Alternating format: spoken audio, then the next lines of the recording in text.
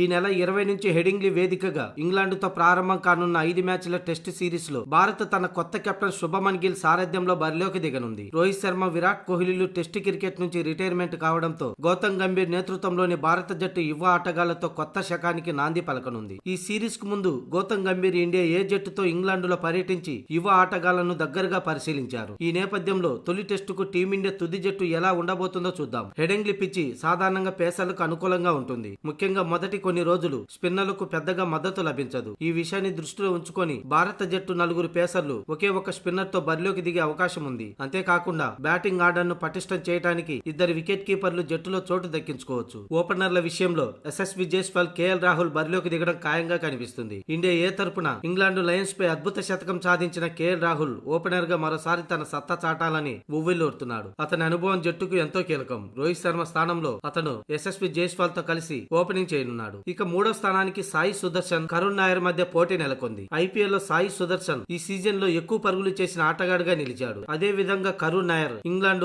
Lions పై తొలి అనాధికారిక test match లో double century చేశాడు. దీంతో వీరిద్దరి మధ్య తీవ్ర పోటీ నిలిచింది. 3వ స్థానంలో ఈ ఇద్దరిలో ఎవరో ఒకరిని ఎంపిక చేసే అవకాశం ఉంది. ఇక 4వ స్థానంలో కెప్టెన్ శుభమన్ గిల్ బరిలోకి దిగడం ఖాయం. అలాగే రిషబ్ పంత్ 5వ స్థానంలో బరిలోకి దిగుతాడు. ఇక 6వ స్థానంలో ప్రస్తుత ఫామ్ లో ఉన్న ధ్రువ్ జురెల్ తన స్థానం ఖాయంగా కనిపిస్తుంది. ఇక ఆల్రౌండర్ గా రవీంద్ర జడేజా, శార్దుల్ ఠాగూర్ 7, 8 స్థానాల్లో బ్యాటింగ్ ఆర్డర్ లో ఉండనున్నారు. ఇంగ్లాండ్ పిచ్లపై శార్దుల్ ఠాగూర్ కు మంచి పట్టు ఉండడంతో అతడికి తొలి మ్యాచ్ ప్లేయింగ్ 11 లో ఖాయంగా కనిపిస్తుంది. ఇక ఏకైక స్పిన్నర్ గా రవీంద్ర జడేజా పక్కా. ఇక తొలి మ్యాచ్ లో జస్ప్రీత్ బుమ్రాను ఆడిస్తారా లేదా అనేది తెలియాల్సి ఉంది. ఇంగ్లాండ్ తో జరిగే 5 టెస్టులు కేవలం 2-3 టెస్టులు మాత్రమే బుమ్రాతో ఆడిస్తామని, అది కూడా క్లిష్ట సమయంలో మాత్రమే ప్లేయింగ్ 11 లో చేర్చుకుంటామని ఇదివరకే గౌతమ్ గంభీర్ చెప్పిన విషయం తెలిసింది. దాంతో తొలి మ్యాచ్ కి జస్ప్రీత్ బుమ్రా ఆడడం అనుమానం. ఈ క్రమంలోనే ప్రసిద్ధి కృష్ణకు తొలి మ్యాచ్ ఆడే అవకాశం రానుంది. ఇక మరో 2 ఫాస్ట్ బౌలర్లుగా మహమ్మద్ సిరాజ్, ఆకాశ్ దీపులను ఆడించే అవకాశంగా కనిపిస్తుంది. మొత్తంగా ఈ 11 మంది తొలి మ్యాచ్లు ఆడే విధంగా గౌతమ్ గంభీర్ ప్లాన్ చేసినట్లు తెలుస్తుంది.